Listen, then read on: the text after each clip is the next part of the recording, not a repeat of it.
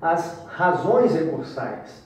A gente não pede, de repente, um colega lá em BH para tirar cópia dos documentos que instruíram eventual recurso. Tá certo? Então a gente tem que conhecer do processo. Como é que eu posso impugnar alguma coisa se eu não sei quais documentos instruíram o agravo do instrumento? Eu sei que tem aquelas peças obrigatórias, mas outras poderiam ter sido juntadas. Então, pessoal, conhecer o processo é básico. Conhecer aquilo que eu vou atacar. Tá? Bom, inexistência de fato impeditivo ou extintivo.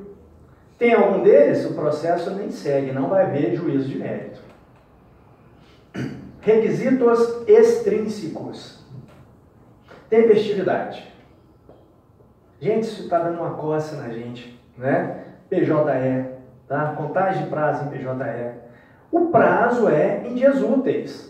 Mas tem aquela situação da disponibilidade, tá certo? Quando é que é considerada a parte intimada.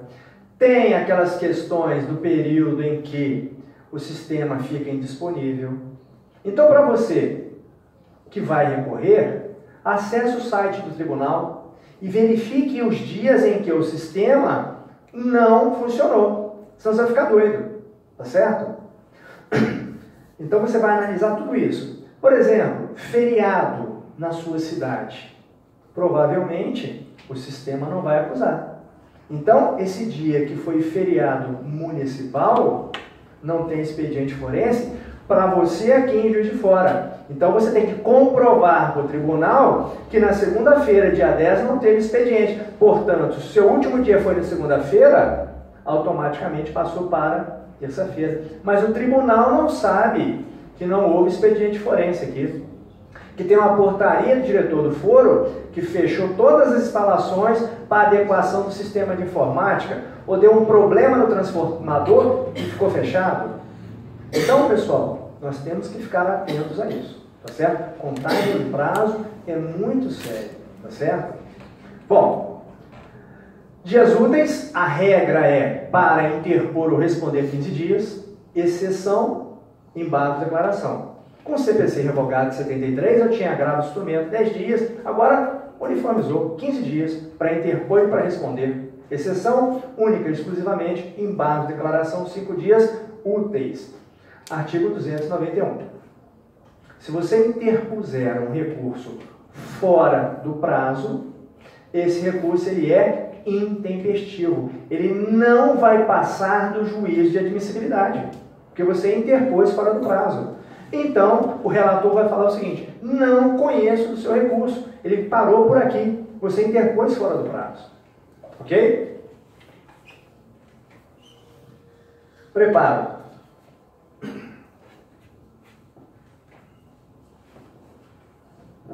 Comprovação no ato da interposição. Interpôs o recurso junto à devida guia. Tá certo?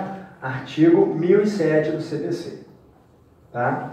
Se você não apresentar o preparo, o seu recurso será deserto. O seu recurso não será conhecido. O seu recurso não chegará no juízo de mérito. Mas eu tenho uma situação aqui com relação ao preparo que eu vou tratar com vocês. Tá? Bom, a regra é requisito obrigatório, preparo. Se não tiver, é deserto. Como é um requisito obrigatório, se a parte estiver pela gratuidade da justiça, ela vai fazer menção e vai juntar com os documentos, no caso do agravo do instrumento. Se for apelação, basta você indicar a folha, ó, deixa de efetuar o preparo recursal, uma vez que foi deferida a gratuidade da justiça ao recorrente. E a gente sabe que os benefícios da gratuidade da justiça se estendem ao preparo recursal, ok? Mas tudo que é obrigatório e você não apresenta, você justifica. Bom, o artigo 1007, ele trata do preparo. Olha lá, no ato da interposição você vai comprovar. Mas se você esquecer de efetuar o preparo, na hipótese do seu cliente não estar pela gratuidade da justiça, você vai ser... O que vai acontecer? O relator não vai declarar deserto de imediato. Ele vai te intimar, tá certo? Para que você, em 5 dias, efetue o preparo. Mas não é fácil assim.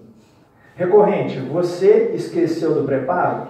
Tudo bem, eu vou até aproveitar o seu recurso, mas você vai recolher em dobro. Tá certo? Bom, no caso, se você faz um recolhimento a menor, tá? Era 1.000, você recolhe 900. Recolheu no valor insuficiente. A insuficiência no valor de preparo, inclusive no porte de remessa de retorno, implicará na deserção, se o recorrente, intimado na pessoa de seu advogado, não vier a supri-lo no prazo de 5 dias. Aqui, de forma simples, você efetuou o preparo, mas no valor inferior. Você vai ser intimado para complementar. De forma simples. Faltou 100, vai recolher só 100. Olha o parágrafo 4 que eu falei para vocês. Se o requerente não comprovar no ato da interposição do recurso, você esqueceu de juntar o comprovante, tá certo? Ou não fez o preparo recursal, você também será intimado para recolher em dobro, sob pena de deserção. Imagine, só conta redonda, era mil reais o valor do preparo, R$1.000. Você não juntou, você foi intimado para juntar em dobro, R$2.000. Mas você juntou 1.500. Pessoal, nessa hipótese, que você já teve a oportunidade de recolher em dobro para salvar o seu recurso, se nessa hipótese você ainda recolheu num valor menor, não se aplica o parágrafo 2º. Você só vai ter uma oportunidade. É recolher em dobro. Ah, faltou R$100. Perdeu. Não tem jeito. Tá? Bom, é vedada, olha, é o parágrafo 5º. É vedada a complementação se houver insuficiência parcial do preparo. Tinha que recolher em dobro. Não fez, você não vai ter oportunidade de complementar. Tá? Bom, provado o recorrente impedimento, justo impedimento, o relator relevará a pena de deserção por decisão irrecorrível, fixando-lhe o prazo de 5 dias para efetuar o preparo. Né? O equívoco no preenchimento da guia de custas não implicará a pena de deserção, cabendo ao relator, na hipótese de dúvida, quanto ao recolhimento, intimar o recorrente para explicar. Essa guia está diferente, mas você fez o preparo? Me explica o que aconteceu aqui, tá certo? Ou seja, vamos salvar o recurso. Porque antes nós tínhamos o quê? A jurisprudência defensiva. Tudo era motivo para não conhecer de recurso, tá certo? Não fez preparo? Não conheço, tá certo? Faltou uma procuração? Não conheço. Hoje não. Hoje vamos aproveitar os atos processuais. Vamos intimar e dar a oportunidade de suprir aquela irregularidade. Tá bom? Até mesmo com relação à intempestividade, pessoal, é de bom tom o relator não declarar deserto de imediato. Ele fala o seguinte, olha, recorrente, eu estou vendo aqui, é possível que o seu recurso tenha sido interposto fora do prazo. Me esclarece aqui. Só, juiz. Não foi fora do prazo não, relator. O último dia do prazo aqui foi feriado em Juiz de Fora. Olha aqui. Eu esqueci de mostrar, provar para os senhores feriado municipal. O relator, verificando essa situação, conhece o recurso e dá seguimento no seu processamento. Tá? Mas nem sempre isso acontece. Ele já decreta a deserção de uma vez, aí você tem que entrar com a grave interna, aí começa a confusão, a bagunça. Tá? Então, para que isso não ocorra, atenção na contagem dos prazos aí. Atenção no preparo. Tudo isso que você deixa de cumprir, para o recurso.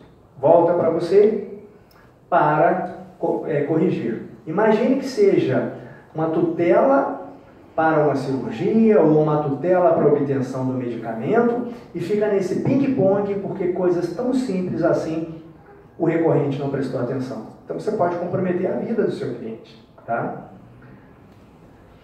Bom, regularidade formal com relação à forma. Interposição de recurso é petição por petição, tá certo? Você não pode chegar na secretaria de uma vara civil, conversar com a escrivã, por favor, você poder disponibilizar um escrevente que eu vou ditar as minhas razões recursais? Não, existe uma forma, ela deve ser observada. E você vai ver isso em vários dispositivos legais do Código de Processo Civil. 1010, 1016, 1023. Tá? Só você lá. Por petição. Oposição de embargos por petição. Recurso por petição. Outra formalidade. Peças obrigatórias no agravo de instrumento nos autos físicos. Apresentar as razões impugnando especificamente os fundamentos da decisão recorrida sob pena de não conhecimento. Ora, como é que eu posso mostrar ao tribunal que o juiz errou ao prolatar uma decisão se eu não fundamento? Olha, eu tive uma sentença condenatória, não concordo, ponto. Tribunal, verifique se está errado aí. Não, eu tenho que mostrar, olha, o juiz não analisou bem a prova documental, a prova testemunhal caminhou para esse sentido, ou a prova pericial demonstrou de forma clara que o réu não praticou nenhum ato ilícito. Então você tem que fundamentar, e isso vai acontecer nas suas razões recursais. Mostra o erro, mostra onde errou e solicita a providência. Reforma, invalidação, esclarecimento, integração. Então, isso compete a você. Mas, pessoal, veja bem, fazer recurso parte de saber peticionar. Você tem que saber peticionar. A gente faz, eu falo com os meus alunos, são aproveitamento de atos processuais. Você tem sua tese na petição inicial, o réu contesta, e muitos colegas, na réplica à contestação, não se dá o trabalho de esmiuçar, de impugnar os tópicos da contestação. Faz aquela réplica de qualquer jeito. Você tem que ter a visão do seguinte: se porventura os pedidos forem julgados improcedentes, você vai repetir a tese da petição inicial e provavelmente você vai pegar praticamente a sua réplica à contestação, que o autor perdeu, serão as suas razões recursais. Da mesma forma, se o pedido foi julgado improcedente, você vai repetir as teses que você formulou na sua contestação. Então, temos que fazer peças bem elaboradas para que eu possa sempre fazer o aproveitamento dessas argumentações, claro. À medida que o processo desenvolve, eu tenho alguns atos processuais, tais como provas periciais, alguns documentos que podem ter sido juntados depois, a prova oral produzida na audiência de instrução e julgamento, que você vai agregar as suas alegações. Então eu sempre vou o quê? Fazer o aproveitamento das minhas alegações nos recursos. Tá ok? Bom, juízo de mérito. Então, para que se chegue ao juízo de mérito, eu tenho que ter esgotado o meu juízo de admissibilidade. O recorrente tem que ter percorrido cada um daqueles requisitos e preenchido cada um desses requisitos. Senão, eu paro no juízo de admissibilidade e não chego ao juízo de mérito. Bom, aqui no juízo de mérito vai se analisar, eu vou impugnar o erro do juiz na sua atividade, o erro em procedendo, tá certo? Imagine uma decisão proferida sem observância do contraditório, não é? Você vai pedir a anulação. Imagine um documento importantíssimo, o juiz não abre vista para a parte contrária, e com base naquele documento ele julga procedente ou improcedente. Então, nesse caso, ao recorrer, o juiz teve um erro no procedimento. Você vai pedir o quê? A anulação.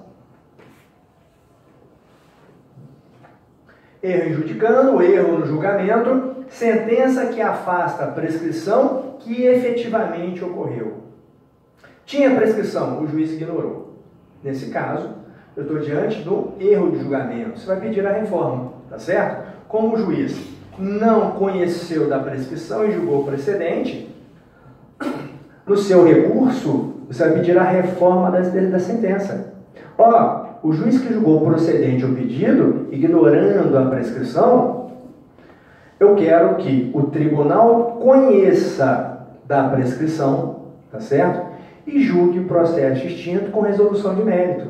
Prescrição é mérito, tá, pessoal? Prescrição é decadência. 487 inciso 2. Tá? Bom, agravo de instrumento. Falamos de tudo isso aqui para chegar no agravo de instrumento. Então era importante a gente rever algumas dessas informações. Peço desculpa a vocês que a minha garganta está ruim. Bom, agravo de instrumento. Cabe agravo de instrumento não de despacho, de decisões interlocutórias. Quais? Algumas. O rol de cabimento de agravo de instrumento está no artigo 1015, mais o parágrafo único do 1015. Tá? Bom, primeiro, né, o nosso rol taxativo no processo civil, nós estamos trabalhando no inciso 2, agravo de instrumento. Pessoal, hipóteses de cabimento do agravo de instrumento. Tá certo? Nós temos os incisos do artigo 1015, e toda vez que eu estiver diante de uma dessas decisões interlocutórias, cabe agravo de instrumento. Tá? Em princípio, rol taxativo. Tem algumas discussões doutrinárias que eu não vou passar ao largo disso. Tá? Eu coloquei em vermelho aqui, olha só, aqui é o inciso 5. Rejeição do pedido da gratuidade da justiça. Toda vez que o juiz rejeitar a gratuidade da justiça, cabe agravo de instrumento. Mas quando o juiz deferir a gratuidade da justiça, não. Ou acolhimento do pedido de sua revogação. Tá certo? Aí eu tenho uma série de outros requisitos aqui. Então, passamos aqui. O 12 foi vetado. Uma vez um colega perguntou, vem cá, o que fala o inciso 12? Eu falei assim, foi vetado. Mas o que ele fala? Eu não tenho ideia, vou ficar perdendo tempo. Ah, mas por que foi vetado? Ué, eu não sei, foi, ué. Não interessa pra gente, tá? Outros casos. Então aqui, pessoal, que vai depender da sua pesquisa. A lei determina em quais outras decisões interlocutórias de forma expressa cabe agravo de instrumento. O STJ estava para se posicionar com relação a algumas outras hipóteses fora do 1015 e, se a lei prevê expressamente, não tem discussão. Então, o STJ estava para julgar, ou vai julgar, ou já julgou, mas essa coisa muito recente, outras hipóteses, decisões interlocutórias agraváveis. Tá? Mas eu trouxe apenas um exemplo para vocês, para que vocês vejam que existem outras hipóteses fora do 1015, desde que a lei assim o preveja. Decisão que receba a petição após o desenvolvimento da fase preliminar do procedimento em ação de improbidade administrativa. E citei a lei para vocês, né? Depois vocês podem conferir. Lei 8.429, artigo 17, parágrafo 10. Tá certo? Agora, eu tenho um mundo de decisões interlocutórias. Toda decisão interlocutória, ou seja, com conteúdo decisório, passível de causar prejuízo em liquidação de sentença, todas. Cumprimento de sentença, todas. Processo de execução, todas. No processo de inventário, todas. Todas e quaisquer decisões interlocutórias nessas 4 situações, cabe agravo de instrumento. Tá certo? Remoção de inventariante, agravo de instrumento. Tá certo? Então, tudo que é decisão do juiz, claro, se a decisão tem conteúdo decisório e causa prejuízo a uma das partes, agravo de instrumento. Então, atenção com relação ao parágrafo único. É um mundo de situações. Tá? Bom, quando eu fico nessa conversa aqui com vocês, eu peço que tragam os códigos, né? E aí os meus alunos sabem que eu sou chato com isso, né? Tem que trazer código para a faculdade, né? Para você macetear. A regra nos recursos, ele é elaborada em 2 peças, né? Petição de encaminhamento e as razões recursais, né? Então, existem informações que eu vou colocar na petição de encaminhamento e outras que eu vou colocar nas minhas razões recursais. para eu organizar a minha peça. Senão fica uma bagunça, né, gente? Vocês já viram peça de colegas aí que é uma bagunça, né? Dá raiva de você pegar determinadas peças, fica difícil de contestar, fica difícil de apresentar contra-razões, então isso é complicado. Então, a peça é o cartão de visita. Causa uma boa impressão, uma peça bem estruturada, bem elaborada, uma peça técnica, tá certo? Que você leia a peça e entenda, né? Então, eu já falei isso aqui nas nossas conversas, eu prefiro 1000 vezes litigar contra ter como ex-adverso o melhor advogado do Brasil, que eu sei que não tem surpresa, o cara vai trabalhar em cima da lei, vai criar tese, é jurisprudência. Agora tem colega que faz uma mistura, sabe, gente? Mistura preliminar com pressuposto processual, bota a prescrição lá longe, fala que prescrição é preliminar, é uma bagunça. Ou seja, o cara não estuda, o profissional não estuda, e isso é muito claro quando você vê uma peça mal elaborada, tá? A pessoa não sabe o que está falando, começa a fazer um monte de misturas. Então, vamos estudar, vamos ter atenção naquilo que nós vamos colocar na peça, tá? Bom, o PE é petição de encaminhamento. Então, tudo que não tem a ver com mérito é no PE, petição de encaminhamento, é na pecinha inicial, na primeira folha, tá? Não fala capinha não, que é feio, né? Na petição de encaminhamento ou petição de interposição, né? Então, nessa primeira peça aqui, olha lá, o agravo de instrumento ele é direcionado ao Tribunal de Justiça ou TRF, se a ação tramita pela Justiça Federal. Então, o caput do 1016 é PE, é aqui que eu vou direcionar, excelentíssimo senhor, doutor, desembargador, presidente do TJ ou do TRF. Nome das partes, óbvio. Quem é que está recorrendo? Petição de encaminhamento. Exposição do fato ou de direito. Isso tem a ver com mérito. Então, esse item 2 aqui, eu vou colocá-lo nas razões recursais. Razões do pedido de reforma ou de invalidação da decisão e o próprio pedido, razões recursais. Nome e endereço completo. Eu preciso de nome e endereço completo do advogado para analisar o mérito do recurso? Claro que não. Se essa informação não é necessária para o juiz de mérito, vou colocá-la na petição de encaminhamento. O que acontece é que alguns colegas fazem uma mistura danada, você fica doido. O cara bota o preparo no último parágrafo das razões recursais, sabe? Então, bagunça, organiza a sua peça. Isso aqui, se você seguir esse roteiro e se organizar, a tua peça fica fácil de ser feita, fica agradável de ser vista, tá? Bom,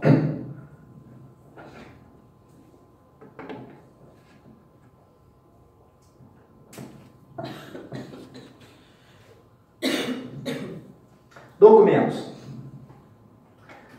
Vou falar primeiro dos autos físicos, tá certo? Todas as ações que tramitam em autos físicos, os recursos serão físicos. Agora, se já iniciou no PJ, é outra história. Então, vamos falar primeiro processo físico. A petição do agravo do instrumento será instruída. Por quê, pessoal? Porque a ação continua tramitando aqui. Os autos da ação estão na primeira instância. Você vai apresentar suas razões recursais ao tribunal. Se você não juntar nada, ele só vai ter acesso àquelas poucas informações do seu recurso. Então, para formar o instrumento do agravo, algumas peças obrigatórias você tem que juntá-las. Essa formalidade tem que ser observada. Porque se essas peças... Está vendo aqui obrigatoriamente? Se você não junta um documento obrigatório, você vai ser intimado para juntar. Se você não juntar, o seu recurso, ele não será conhecido. Imagina, você deixa de juntar na petição inicial. Olha o tempo que vai se ter. O relator vai analisar o seu recurso, vai ver que faltou uma peça obrigatória, vai determinar a intimação, até que chegar à secretaria lá da Câmara Civil, vai ser publicado, você vai ser intimado, vai apresentar o documento, até ser juntado e voltar para ele. Olha o tempo que você perdeu por não atentar para o inciso 1. Então, documentos obrigatórios para que o tribunal tenha uma noção do que está acontecendo. Petição inicial, contestação, da petição que ensejou a decisão agravada, se não foi numa petição inicial ou numa contestação. A própria decisão agravada, claro, você tem que levar cópia dessa decisão agravada para o tribunal. Você está recorrendo de uma decisão, estou recorrendo da decisão interlocutória que não deferiu, por exemplo, a tutela, mas você não junta essa decisão, o tribunal não tem como ver quais fundamentos o juiz utilizou para afastar essa sua tutela, não é? A certidão da respectiva intimação, então de toda a decisão judicial as partes são intimadas, e é a partir dessa certidão que vai ser contado o prazo da interposição. Você foi intimado, tem um prazo legal para interpor o recurso.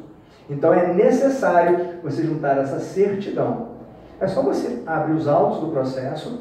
Se tem uma decisão do juiz numa folha, provavelmente no verso ou na folha seguinte tem um carimbinho lá. Certidão. Certifico que a decisão de folhas tais foi publicada no Diário Oficial do dia tal. Essa é a certidão que mostra a ciência da decisão judicial para você. Que comprova a tempestividade. Procurações outorgadas aos advogados do agravante e do agravado, porque as partes estando nos autos, aqui em primeira instância, assistidas por advogado, as comunicações processuais serão feitas aos seus advogados, tá certo? Pessoal, tá vendo aqui obrigatoriedade? Se é obrigatório, eu tenho que juntar. Agora imagine, você ajuiza uma ação, pede uma tutela de urgência antecipada, o juiz indefere. Você vai interpor agravo de instrumento dessa decisão que indeferiu a sua tutela. Vem cá, nesse momento o réu já foi citado? Não. Tem procuração do advogado do réu? Tem contestação? Não. Poxa, mas são documentos obrigatórios. Como é que você faz? Olha o inciso 2. Com declaração de inexistência de quaisquer documentos referidos no inciso 1. Então, se você, nos autos do processo, não existirem documentos aqui relacionados, você vai falar, abre um parágrafo. O agravante deixa de juntar a procuração outorgada ao advogado do agravado e a contestação, uma vez que ele ainda não foi citado e, por consequência, tais peças não se encontram nos autos do processo. Ou seja, tudo que é obrigatório e você não tem, se justifica. Voltando, preparo é obrigatório? Se você não efetua o preparo, a parte está pela gratuidade da justiça, justifica. Tem que juntar todos os documentos do inciso 1. Faltou algum que é obrigatório? Justifica. Tá certo? Agora, pessoal, por favor, não cometam o erro de achar que o item 3 não tem importância nenhuma. Tá certo? Imagine que você ajuiza uma ação de indenização por dano moral por negativação indevida. E você faz um pedido de tutela antecipada para que o nome do seu cliente seja retirado do Serasa. E o juiz indefere. Tá certo? Vem cá, além desses documentos aqui está falando aqui, cópia da fatura do cartão pago. Mas olha só, facultativamente, com outras peças que o agravante reputar úteis. Vem cá, a fatura paga de um determinado, por exemplo, ele foi negativado pela fatura do mês de janeiro no valor de R$100. Você tem a fatura de janeiro, paga na data do valor integral da fatura. Esse documento está aqui no obrigatório? Não, mas ele é importante para verificar que aquela negativação foi indevida? Que o juiz ignorou um documento que comprova o pagamento de uma fatura que negativou o agravante? Então, atenção, facultativamente. É importantíssimo, porque o tribunal, o legislador, não tinha como prever todos e quaisquer documentos aqui como obrigatórios. Ele pegou os básicos. Agora, vai depender do caso concreto, você juntar essas outras peças úteis, fundamentais, importantes.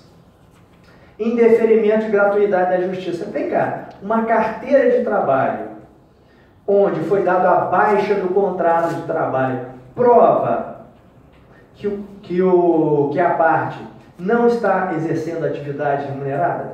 Sim. A pessoa desempregada tem facilidade de pagar custas processuais? Não. Então, se o juiz indefere a gratuidade da justiça e você juntou a cópia da carteira de trabalho dizendo que ele acabou de ser mandado embora, essa cópia da carteira de trabalho com a baixa é importante? É. Ela é obrigatória? Não. É facultativo. Mas, facultativamente, as peças essenciais, importantes para o êxito do seu processo. Se você não juntar aqui a fatura paga, o nome do seu cliente vai continuar. O tribunal não vai reformar essa decisão, não. Se você não juntar a cópia da carteira de trabalho nesse caso específico, o seu cliente vai ter que pagar as custas do processo. Se não pagar, o processo vai ser extinto sem resolução de mérito. Então, atenção para o item 3 aqui. Repetindo, o que é obrigatório e você não tem, o advogado justifica. Tudo bem? Bom, pessoal,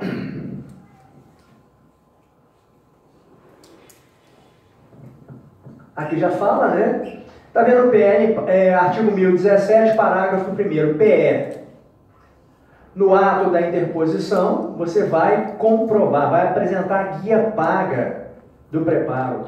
Então, você vai abrir um parágrafo na petição de encaminhamento, junta comprovante de recolhimento do preparo recursal. Então, na petição de encaminhamento, você abre um parágrafo e mostra, ó, tribunal, tá aqui o preparo, tá?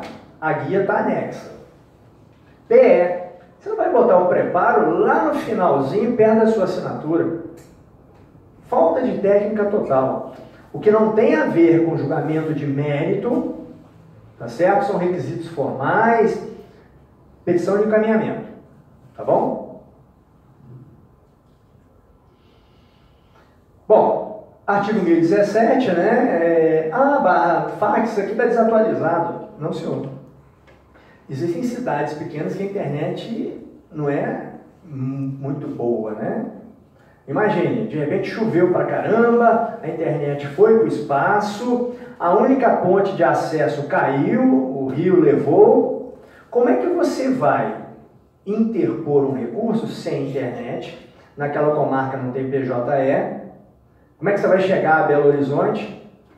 Fax. É peça de museu? Mas no meu escritório está lá. Está empoeirado. Uma vez um colega veio desesperado, ele passou o recurso por fax no meu escritório. Então, se você tem, não desfaça. Deixa ele funcionando, bota uma bobininha de papel ali, fax, um dia você vai precisar. Tá certo? Então, é possível isso. É claro, você interpõe recurso por fax, você vai ter o prazo legal para juntar os originais. Não sei se alguns dos colegas aqui, antes do PJE e antes do novo CPC, quando você interpor o recurso para Belo Horizonte, por exemplo, Tribunal de Justiça, você passava as razões recursais ou contra-razões e cada um dos documentos, você